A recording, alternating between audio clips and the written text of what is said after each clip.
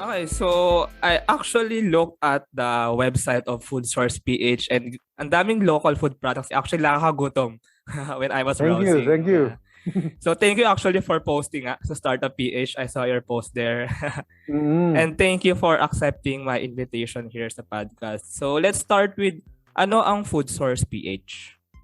Well, we started out as the goal when we started was to be a platform para yung makilala yung mga local brands. Yeah. Kasi yun nga the idea when we started, and I feel until now naman, they're still true na we have a lot of good brands out there. It's just that their specialty is in producing good products. Yeah. Sometimes they're not probably the best marketers or diba? Okay. Actually, it started, I had my own brand of peanut butter. It was manufacturing. And kasi, yun nga, the question in my mind was, saan ko ito ibebenta? Okay. So, that's where Foodsource PH came in. So, you made your own marketplace or something? Yeah. Background ko kasi is more talaga software development. Okay. Yung food is a passion. Okay. So I had experience with handling e-commerce sa ibang bansa. Makita mo yung numbers nila is wow.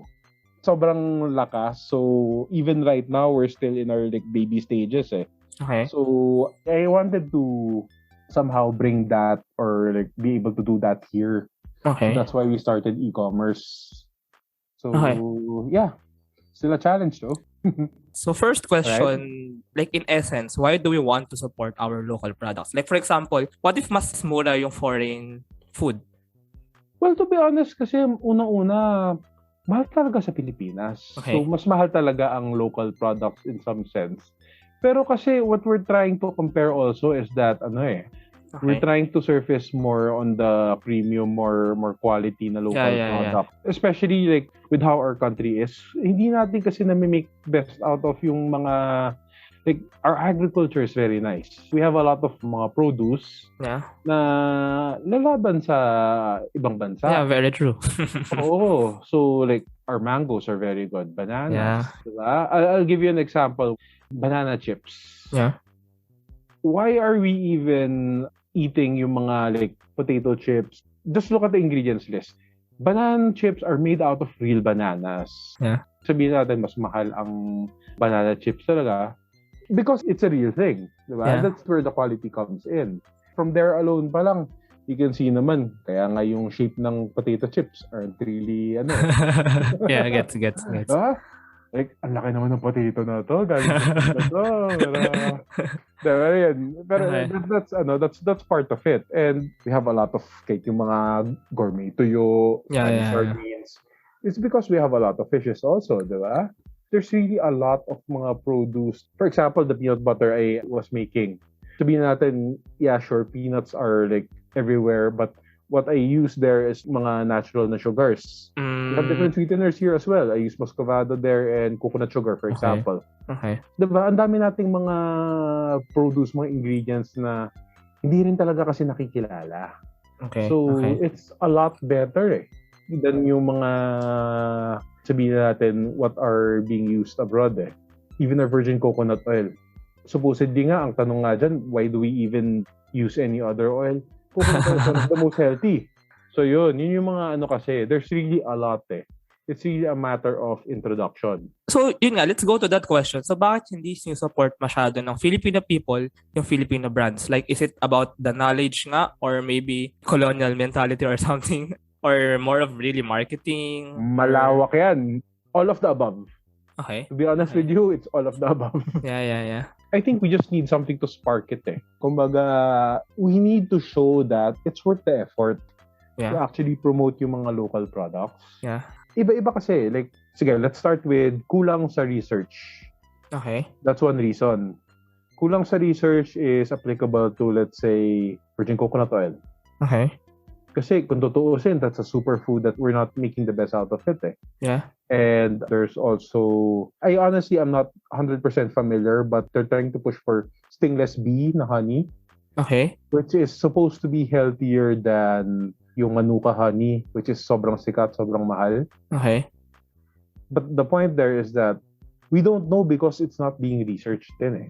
Okay. Kumbaga, we're lacking in R&D also to actually find that out. That's one thing. Another thing is the lack of messaging eh. Like sabihin natin, or maybe marketing. Like yun nga, why are we not using enough coconut oil? Okay, of all the healthy oils, it is in the top. Tapos, ang pinaka-difference niya is that it actually has a high smoke point. Most healthy oils have a low smoke point. Okay. Meaning, you cannot fry with them, you cannot, kumbaga hanggang gisa-gisa lang dapat eh. Other than that, hindi na siya healthy. So, like, with coconut oil, healthy ka na nga, ganong level, pwede mo pang luto ng kahit ano. Okay. Yeah, with that alone pa lang, diba? Why aren't we using more of that? Yeah, so I guess marketing talaga, no? Marketing. Yeah. That's like the role then of Foodsource PH. Like making those products more accessible, more than the marketing to the Filipino people. Well, that's our goal. Yeah. That's our goal. Mahirap siya. To be honest with you, mahirap siya. Okay, let's go sa bilang e-commerce platform. So, ano ba exactly ang e-commerce and like ano yung ginagawa niya? So like, does it connect the suppliers of the food products and the customers who want to buy and yung previously maybe walang knowledge? E-commerce would be transacting online kasi how we do it would be we're trying to kasi we believe also that the food industry in terms of like food production, food manufacturing is a bit more traditional pa. Kumbaga, marami sa mga gumagawa niyan medyo either matatanda or in the provinces that's not very familiar with computers. Kasi with e-commerce, you're trying to sell the product online. So, you're trying to communicate with people. It's not physical eh. Like, wala kang salesperson na nagsasalita, nagbebenta. Kumbaga, it's how you introduce yourself online. Okay. How we deal with our suppliers are a bit more traditional. It's as if they're talking to a physical store. Tapos, we do apply a bit of technology into it, like in being able to send them the reports every month. Okay. Okay. So, like, constantly kayo nagko-communicate with your partner suppliers? Well, we try to. Marami rin kasi. So, we have around 70. Is it okay to ask, like, paano kayo naghahanap ng partner suppliers? I mean, like, how do you decide which brand? Well, to be honest, kasi food is hilig din talaga eh. So, may mga na-explore din talaga ako na mga brands. Like, so like favorites na before. Yeah, like some of them were like, minsan supplier ko kasi sumubok ako ng produkto, ganon. Okay. So, it started with that. And some would be like through research. As in like, hanap kami or... Mga underrated products. We did start with a bit more known brands though. As a start. As time went on, kasi we've been around for 6 years na rin eh. Matagal na rin. As time went on, we get offers. Like, magko-contact na lang sa amin, mag-offer ng products. Ngayon, medyo mas ganon. But we're very active in, let's say, yung mga food expos, yung mga trade fairs ni DTI. That was very helpful also to us. We're very active in those in the sense na every time talaga, kailangan, we have to go. We have to go, we have to check it out, see what's new in terms of like the products, the brands. And yung partners niya ba is all around the Philippines, like from Luzon to Mindanao?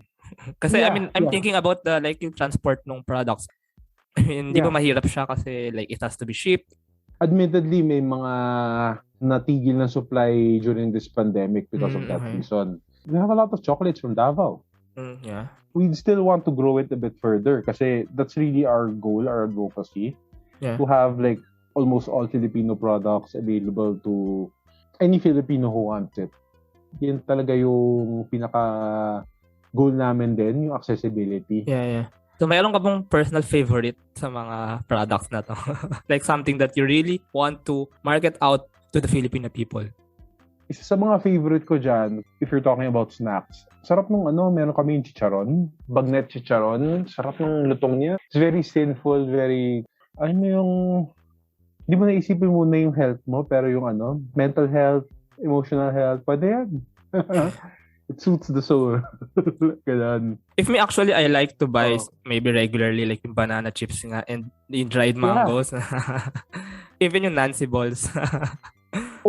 That's actually my snack right now dito sa bahay. It's perfect with coffee. Hindi kasi siya matamis.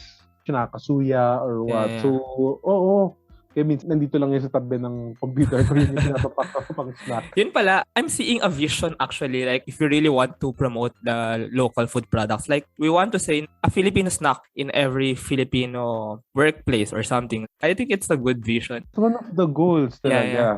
Actually, I want to give you another example of sabi mo, di ba, yung mga gusto ko talagang bring out there. One of my talagang frustrations na Filipino product, lambanog. Okay. Lambanog. You need to get lambanog out. Do you drink? Yeah. Actually, meron pa ako lambanog na hindi ko pa naiinom nasa bahay. Alam mo, the thing with lambanog kasi, siya, sobrang okay talaga. Ang problema with lambanog kasi is that, kumbaga, there's too much unregulated also na nasisira yung pangalan. A lot of them are like not the FDA approved ones. I think we just need proper regulations with it. Like, good point. Actually, maybe as a whole nga, the food industry. Medyo. To some extent, I would think so. Pero kasi yun yung parang prime example na nabibigyan talaga ng bad rep. Ang sayang Kasi before, like when pre-COVID, paparty ka sa mga club or what, naalala ko kasi may mga time, yung mga premium pa ng mga vodka. Yeah. Gawin natin lambanog. Seriously, we have a premium lambanog. Though sabihin natin hindi naman talaga siya mura. But it's, number one, it's priced cheaper than that. Okay. And it's so much better. Yeah, so bakit nga hindi? For me, it's really reputation. Well, admittedly, the alcohol industry is a brand game. Diba? It's also not that easy to penetrate. Yeah. But of course, if you want to like target the connoisseurs, I can name you like a couple of brands that are like very, very good. Well, sabihin natin, some might be expensive. If you see in our website, I think it's 2,000 for a lambanog. But it's comparable with like Grey Goose that's like twice the price. Okay. No, I'm sorry, it's not comparable. It's a lot better. Okay. So branding. Filipino brand na Filipinos would buy and even like foreign people would buy. Yeah, hopefully. That's our goal. Pero good thing is right now, nagkakakonting recognition for some product. Pero yeah, the goal is to expand it even further with more products talaga. Philippine mangoes are starting to get known worldwide. Yeah. So that's a good thing. But of course, we have so much more other stuff. Sarap ng mga suka natin, pang sangsawan. Yeah. Chicharon and suka. Oo. Meron kami sinamak. Ang sarap nun. Tapos pulutan mo yun with the lambanog.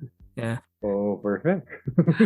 So bakit nga kaya merong mga Korean cuisine, Japanese cuisine, Thai cuisine, pero bakit hindi ganun ka uso or kasikat yung Filipino cuisine?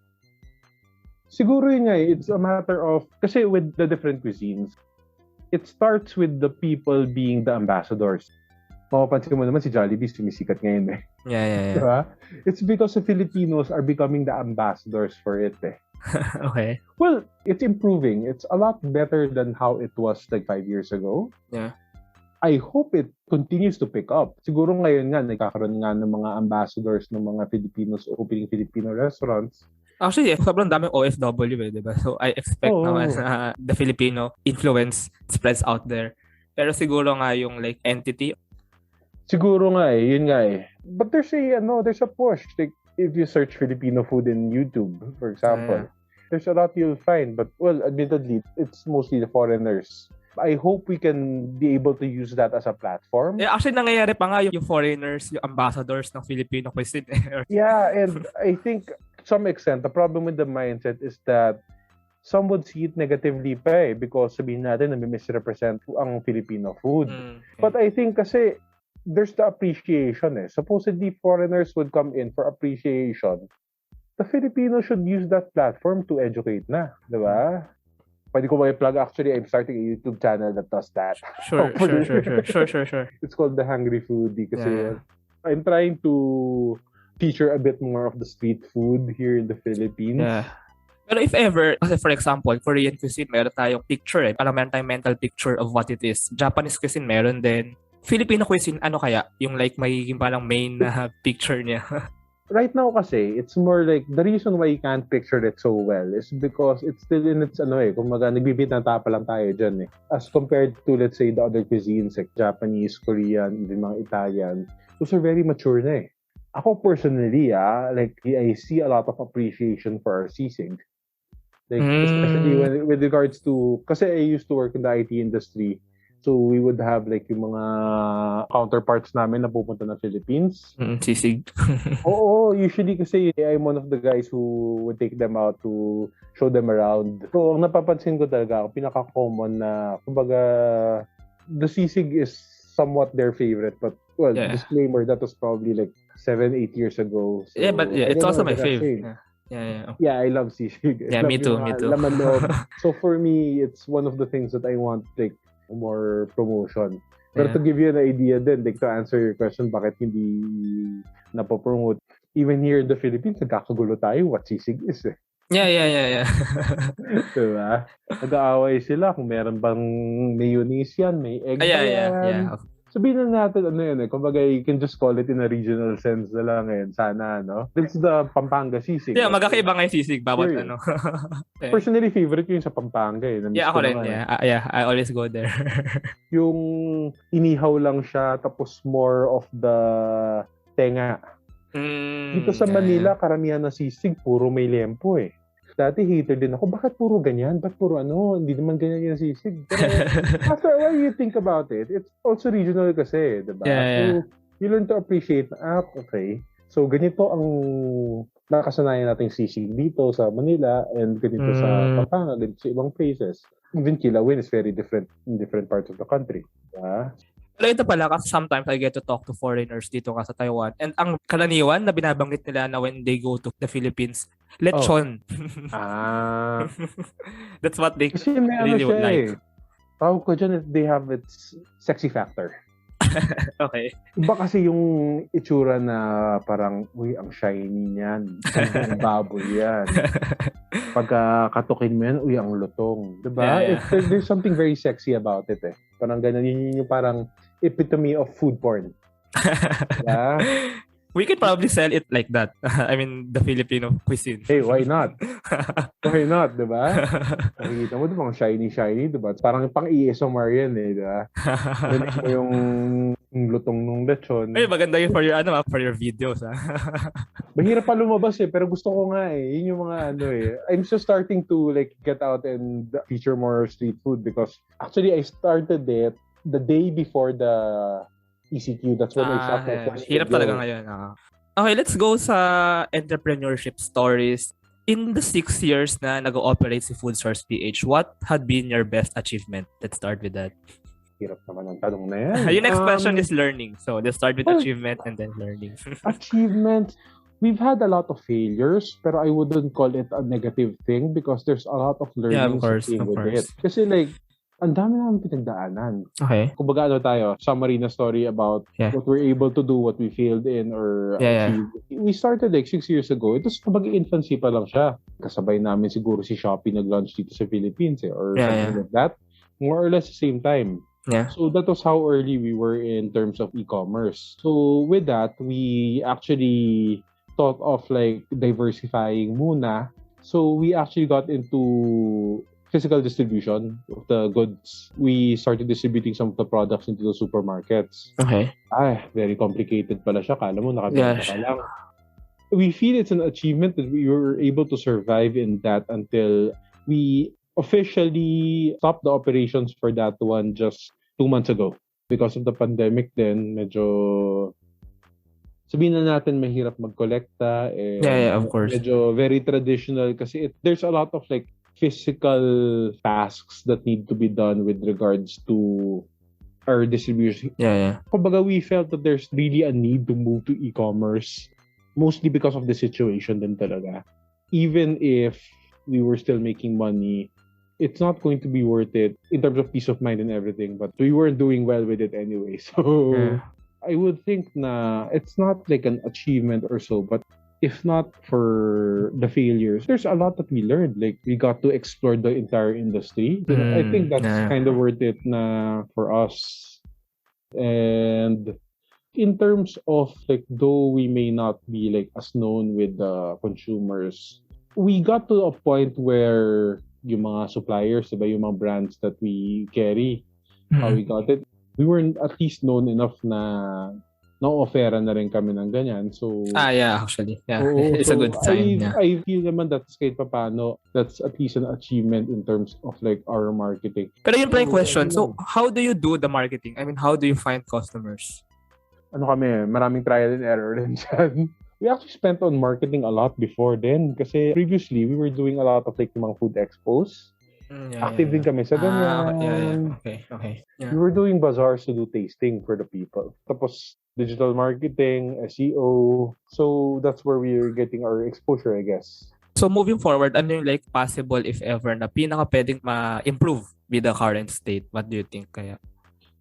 I would say kasi it's really Kaya rin I was interested to also be part of this program is because we also need a platform for us to deliver our message Okay. and deliver it properly. Oo. Kasi we have our advocacy. We want to promote talagang quality products. Medyo medyo idealist in some sense. I like it. And hindi naman namin talaga naisip na madali siya. Kumbaga very idealist kami in the sense that we're trying to go against the grain. We're trying to go against the culture. Like example with the product. There are really people who the impression of local is not like wow or quality or what. Right now, that probably has improved a lot. Hopefully, it's because of what we were doing. Hopefully, we don't want to take credit. Sana, diba? Pero yan, we want to like show them na local products are like world-class in terms of packaging, in terms of branding. It really boils down in the end. So yung branding nga talaga yun. Tsaka yung like how customers sees it and how customers experience, like yung experience of buying and consuming the food. I think andun yung parang sagot. Most definitely. Maybe. I think the message also is that kaya we're trying to deliver our advocacy na you really won't know if you don't try kasi. In food in general This is what I want to like promote with regards to Filipino products, Filipino food. We really just need to give them a try. We have over 200 products. So, just explore it, keep trying other products. May discount nga kami pag ako-order ka na marami. Yeah, I saw. So, yun yung kasi, yun yung gusto namin i-promote. Yung parang like, people do that with a lot of different things.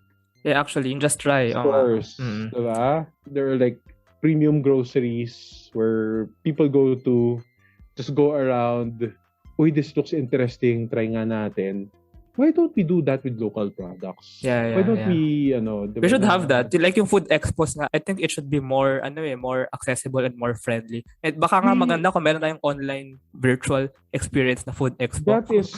That is what we're trying to do kasi with Foodsource PH. That's our goal. One of our challenges also was that, pagka sa bazaar, pagka sa food expo, pagka local, kailangan may ganito, kailangan may ganyan, kailangan matikma ko muna. Pero pagka imported yan, mahal mga iba, sige try natin. Hindi masarap, try ng iba. Yun yung gusto lang namin i-promote sana na if you can do the same with like imported products, diba? Yeah. Like, hopefully, we can do the same with local. Okay, yeah. Okay, so if you want other people to find you or maybe potential partners, so how can they connect with you or find Foodsource PH? Okay, with Foodsource PH, we're available online at www.foodsource.ph. If you want to learn more about us, we have our social media accounts in Facebook and Instagram. It's at Foodsource PH for both of those platforms. We are also available in Shopee and Lazada if you're like prefer to shop there. But of course, syempre, dito ka na sa amin. Okay.